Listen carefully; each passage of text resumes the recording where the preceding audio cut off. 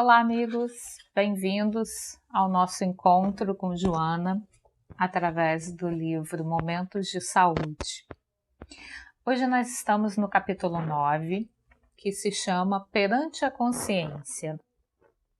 Nesse capítulo, ela vai falar a respeito do sentimento de culpa, esse sentimento que nos acompanha a tantos de nós ao longo da história da humanidade, que muitas vezes a gente sabe lidar, muitas vezes a gente não sabe lidar com ele.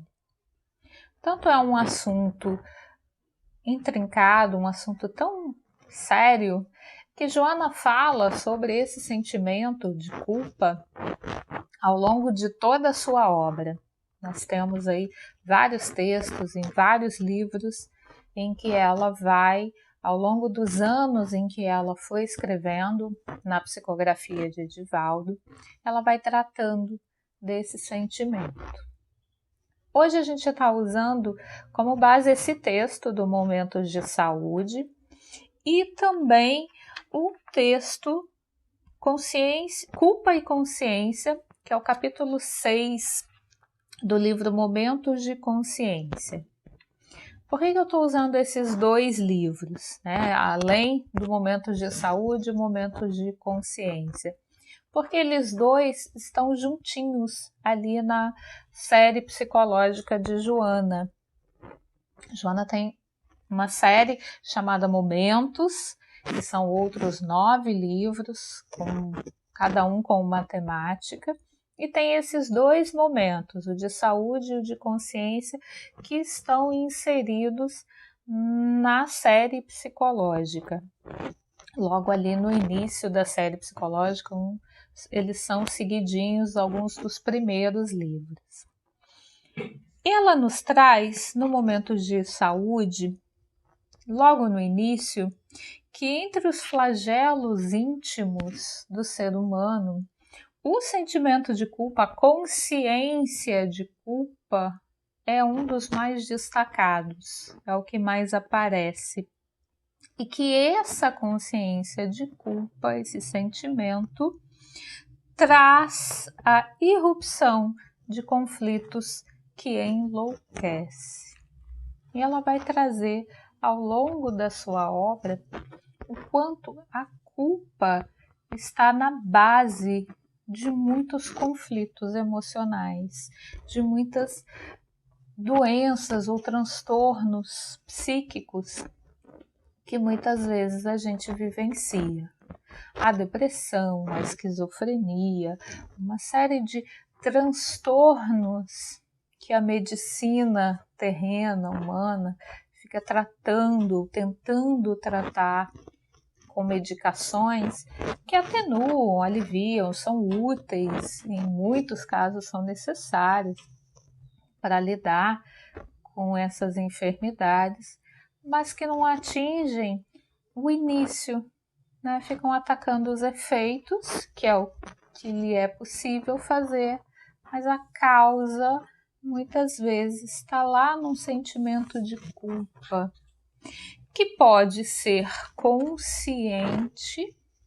Eu lembro o que eu fiz, eu sei onde eu agi de forma equivocada, ou eu deixei de agir e aí errei por omissão, eu me desviei, eu causei um prejuízo, eu causei um mal-estar.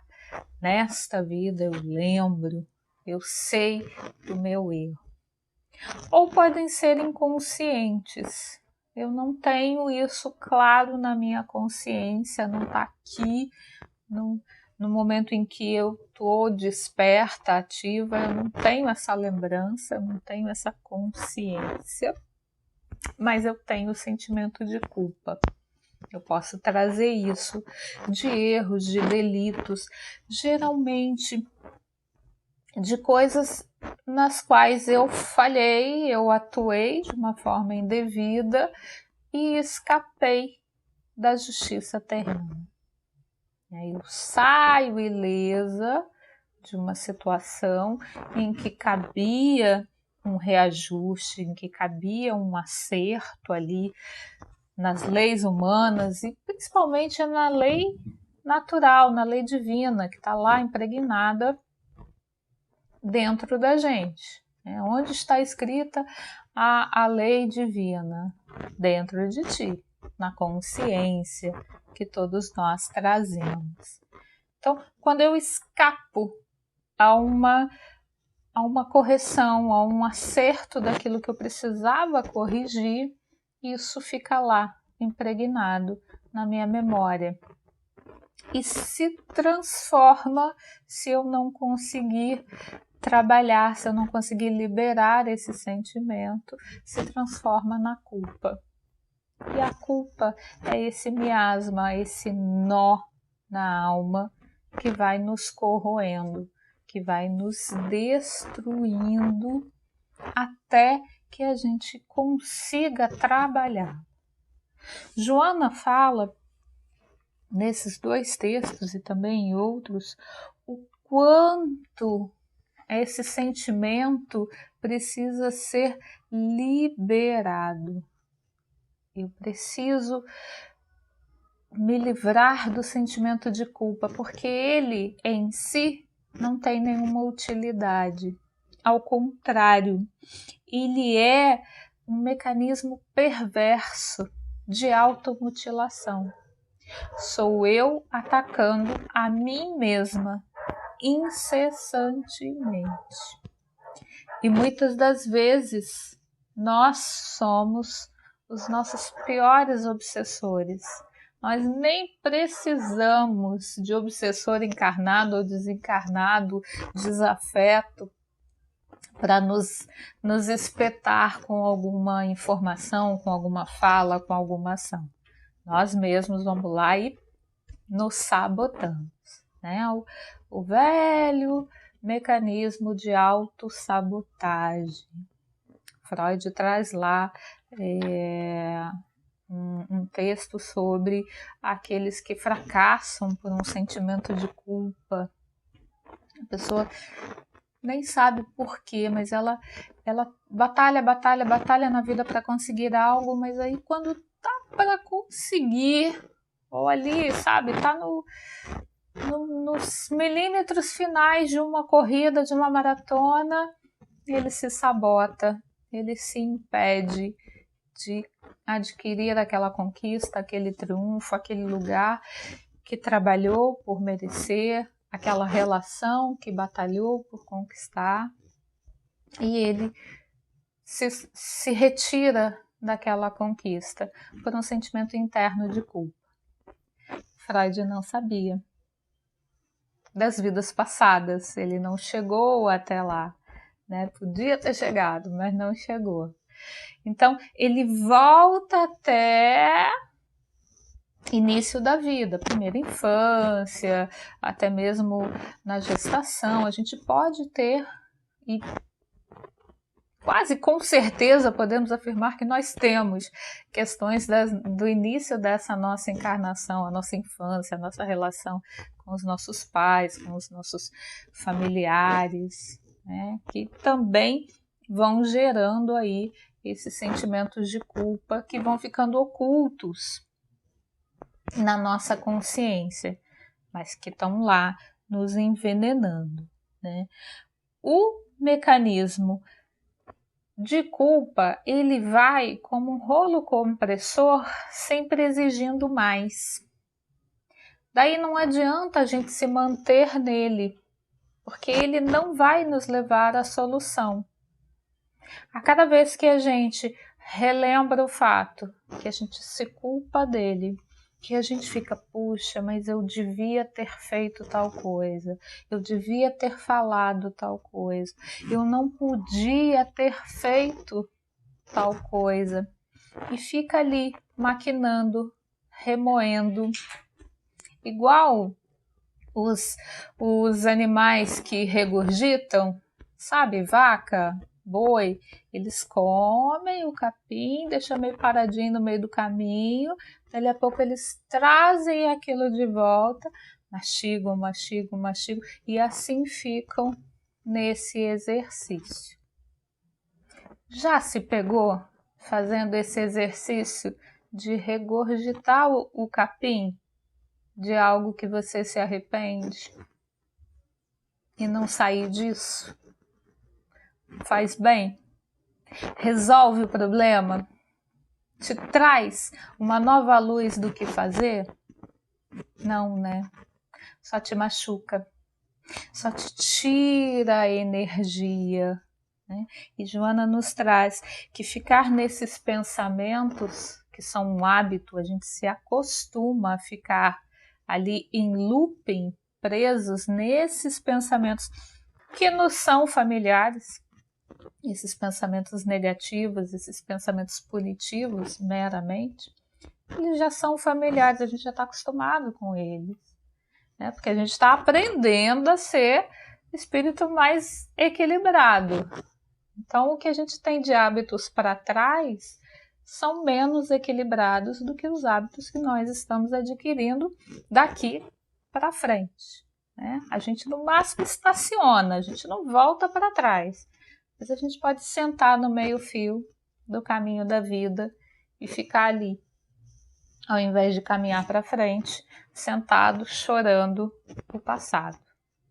Isso é se manter na culpa, né?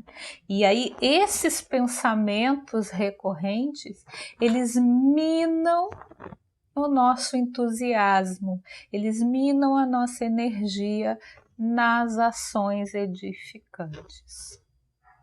Joana nos traz como remédio, como solução, como é que eu saio disso? Atuar em boas atitudes, ter ações edificantes nos termos em que ela utiliza. Aquele mal que eu fiz está feito, eu não consigo voltar no tempo. Ainda bem, porque se a gente nunca ia andar para frente, a gente ia ficar sempre voltando e consertando e não ia dar certo e voltar. Se vocês repararem, até nas artes, né, no cinema, no teatro, que às vezes imita a vida, não é assim que diz o jargão, há vários filmes em que as pessoas voltam no tempo, né? Ele volta no tempo, ele fica preso em um dia da vida, e aí a pessoa fica tentando consertar e fazer diferente, cada vez se enrola mais, né? Cada vez fica pior. Então, assim, a vida é para frente.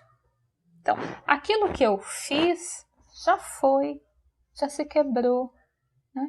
Eu lembro de uma vez, quando eu tinha mais ou menos uns 9, 10 anos no máximo, sem querer eu queimei um aparelho eletrônico em casa e já era de noite e eu fui dormir chorando e rezei a noite inteira para que quando eu acordasse no dia seguinte o aparelho não tivesse queimado, né? Porque eu não queria ter feito aquilo. No meu olhar punitivo sobre mim mesma, eu não podia ter feito. Mas eu não queimei porque eu quis. Foi uma imperícia, não sabia mexer com aquilo ali, né? Não era para minha idade, talvez, mexer com aquilo ali. E aí, quando eu acordei, na manhã seguinte, quando consegui dormir, né, e acordei, óbvio que o aparelho estava queimado. Não existe mágica. As coisas precisam ser consertadas, corrigidas. Aí meu pai pegou aquele aparelho, levou para consertar, trouxe, pôs lá funcionando de novo. Ponto. Sabe, o falhou tá falhado, não se falha mais nisso? Aquilo que está feito, você não tem como voltar no tempo e desfazer. Mas você tem como corrigir. Você tem como acertar aquilo que foi feito.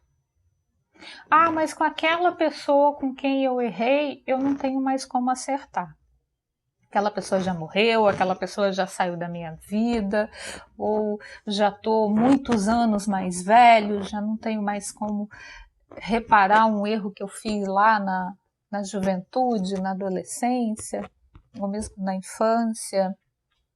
Joana nos diz que se não é possível reparar com as pessoas, ou muito muito mais importante do que reparar com aquela pessoinha exatamente com quem você falhou, é você reparar a ação. É você trazer de volta a harmonia universal. Quer ver um exemplo diário? Você sai de casa, agora a gente está meio isolado, está saindo pouco. Mas vamos pensar aí no saindo de casa, né? Para ir ao mercado. Você vai ao mercado, mas você está azedo, você tá naquele dia que você não está num bom dia, você está incomodado com alguma coisa que você não está sabendo lidar com aquela situação, e daí gera a raiva, né? Aquela irritação. E aí você passa por uma pessoa no mercado e esbarra nela, ou ela esbarra em você sem querer, mas aquilo te causa uma irritação e você trata mal aquela pessoa. É grosseiro, é grosseira com aquela pessoa. E a pessoa vai-se embora. Aí você cai em si, puxa, fui grosseiro, agi mal. A pessoa não tem nada com isso, que eu tô irritado, que eu tô no mau dia. Ou eu não quero mais ser essa pessoa irritada, briguenta. Só que aí a pessoa já foi embora. E você não conhece ela. Você não vai encontrá-la de novo para dizer, me desculpe, agi errado, não vou mais. Como eu posso fazer para te trazer uma gentileza? Com aquela pessoa, você não vai mais encontrar. E aí, já era? Perdeu a oportunidade de reparar? Não. Seja gentil com todas as outras pessoas à sua frente. Haja no bem. Controle o teu impulso de agressividade, de irritabilidade. Da próxima vez. Porque uma vez que você tem essa irritabilidade, a tendência é que em outros dias você reencontre ela. Você volte a estar no mesmo estágio. Joana nos diz que a cada vez que a gente justifica um erro nosso, mas também essa pessoa não olha por onde anda. Devia ter olhado. A gente volta no nosso mesmo erro futuramente, porque a gente não corrigiu. Então, nem justificar, e quando a gente justifica, a gente põe a culpa no outro, a gente põe a culpa no universo, a gente põe a culpa em Deus, mas a gente não se responsabiliza pela nossa mudança. E nem nos paralisarmos na culpa. Mas eu sou a pior pessoa do mundo, eu realmente não aprendo, eu não tenho jeito. Assim, Deus criou todo mundo para ser feliz, pro bom, pro belo, pro harmonioso. Aí Deus, que não erra com ninguém, não erra um projeto dele, errou com você. Porque você não é capaz de ser feliz, não é capaz de se tornar uma boa pessoa. Esses dois mecanismos de fuga, porque são duas fugas da correção do fato realizado, nos tiram da solução dele. Se Paulo de Tarso, quando encontrou Jesus na estrada de Damasco, que ele se deu conta, porque ali Jesus apareceu resplandecente para ele, ele literalmente caiu do cavalo, física e moralmente. Se ali naquele momento em que ele se deu conta do tamanho do erro dele, que ele passou a vida inteira esperando por Jesus, que era o Messias prometido, que ele acreditava piamente que viria, e aí o Messias veio e ele não reconheceu, não só não reconheceu, como começou a perseguir os seus seguidores. Se ali Paulo de Tarso, e então era Saulo de Tarso, tivesse justificado, mas Jesus, poxa, você podia ter me dado uma dica, né? Veio como Galileu, pobretão, todo aí, junto de pescador. Quando é que eu, lá no Sinédrio, descobri que você era o Messias? Ou, se ele se enrola em si mesmo, se fechando na concha da culpa, eu não reconheci. Eu tenho estudo, eu tenho conhecimento, eu recebi inúmeros avisos. Lendo Paulo e Estevão, a gente vê o quanto Saulo foi avisado, o quanto teve gente dizendo: ei, abre o olho, enxergue, tenha olhos de ver, ouvidos de ouvir. E ele ignorou tudo. Se ele cai nesse âmbito da culpa, ele não teria se levantado e não teria feito a nova jornada que ele fez, auxiliando o cristianismo. A cada falta que ele cometeu, ele reparou com as atitudes no bem, porque o amor cobre uma multidão de pecados, como diz Pedro. Pedro negou Jesus 3 vezes, não foi nem uma vez só, foram 3. E ainda assim, ele se recompôs e seguiu adiante fazendo o bem. E assim nós temos outros tantos exemplos no Evangelho que nos trazem esse antídoto, essa solução, esse caminho para a saída da culpa e reparação do que fizemos de errado. Quem se congelou na culpa foi Judas, que foi lá e se matou. Ele é um exemplo do que nós fazemos quando nos congelamos na culpa. Nós tiramos a nossa vitalidade. Morrer, ninguém morre. Judas não morreu, deixou o corpo. Continuou vivendo na espiritualidade, mas ele tirou a vitalidade de ação. Ele se engessou na culpa. E o quanto ele trabalhou depois para conseguir resgatar isso. Trabalhou como? Atuando no bem. Então, o nosso caminho de saída da culpa é sempre agirmos daqui para frente. O que foi, o que eu fiz de errado, eu vou corrigir daqui para frente. Aproveitando cada instante da vida. Porque a vida, esse dom gigantesco que Deus nos deu, é para que a gente aprenda a utilizar na aquisição de conhecimento, de conquistas no bem, de aprimoramento interno. Quando eu me recuso a caminhar para frente, eu estou em rebeldia perante a vida.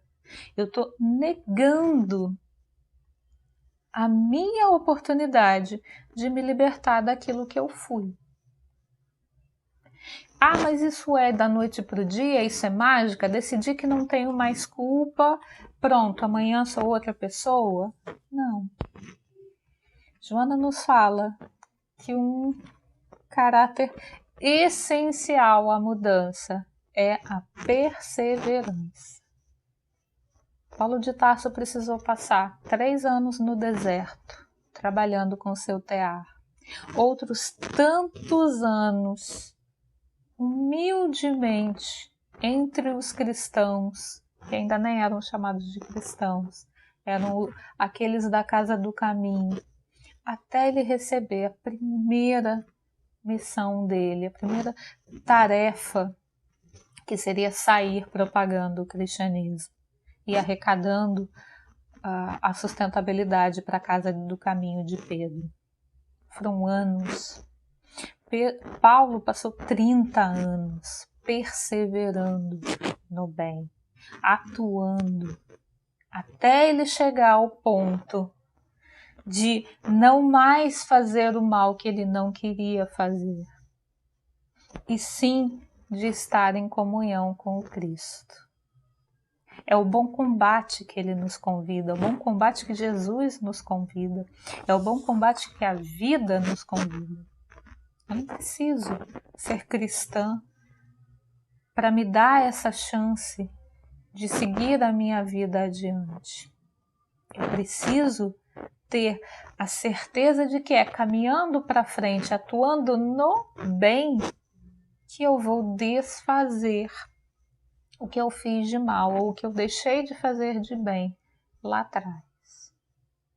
E quando a gente não dá conta, e um monte de momentos a gente não dá conta, porque a gente ainda está aprendendo, porque nós somos feitos para estarmos juntos, a gente não foi feito para ser bicho isolado no mundo, nós somos gregários.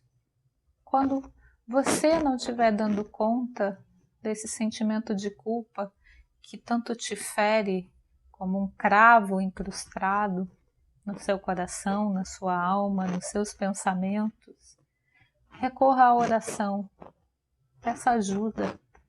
Nós temos muito mais benfeitores dispostos a nos ajudarmos do que dificuldades a enfrentarmos.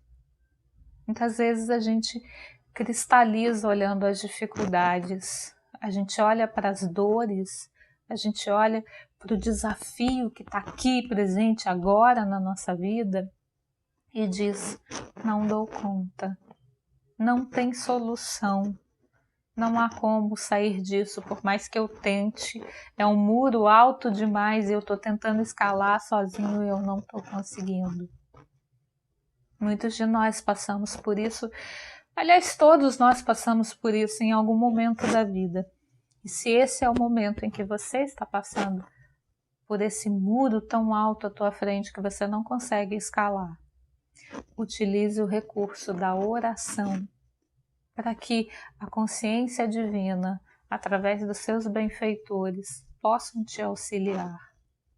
Busque ajuda profissional, psicológica, se for necessário. Busque ajuda de um grupo amigo. Busque ajuda na família, busque ajuda num segmento religioso que te faça bem. Mas não fique paralisado na culpa. Nem paralisado na justificação. A justificação põe a gente no lugar de vítima. Nós, quando sentamos no banquinho da vitimização daquele personagem de desenho infantil de um tempinho para trás, que ficava: ó vida, ó céus, como eu sofro, a gente não segue para frente. Quem tem autopiedade e fica ali: ó, como eu tenho pena de mim, como eu tenho piedade de mim. A gente não se transforma. Nós não precisamos de banquinhos do vitimismo. Ao contrário, nós precisamos da ação no bem. Nós precisamos perseverar intensamente e decididamente na nossa melhoria, na nossa mudança. E nós começamos a mudar, mudando o nosso campo mental. Falando em saúde, que é a temática desse livro, a nossa saúde começa na nossa mente. Então, que saibamos lidar melhor com a culpa, um dia de cada vez, um passinho de cada vez, mas que nós avancemos para fora desse ponto que nos amarra à dor, sem nos libertarmos dela. Que vocês tenham boas reflexões com esse nosso estudo de hoje. O tema não se encerra aqui em absoluto, não daria em 30 minutos, que é o nosso tempo máximo aqui, para falarmos, acho que nem um dedinho, do tanto que Joana nos traz de ensinamentos sobre esse assunto. E só Joana, hein? Nem entramos aí, falamos um pouquinho de Paulo Estevam, mas nem entramos aí em outros tantos textos que podem nos ajudar com isso. Mas ao longo do livro a gente vai falando, porque falando de saúde, nós precisamos falar da libertação da culpa. Um abraço grande a todos, bem apertado, nesses momentos ainda de isolamento social, ainda de distanciamento dos abraços físicos, mas nunca dos abraços emocionais. E nos vemos daqui a uma semana ou daqui ao nosso próximo episódio, quando você estiver assistindo isso, quando a gente volta para mais uma reflexão sobre momentos de saúde. Até o próximo!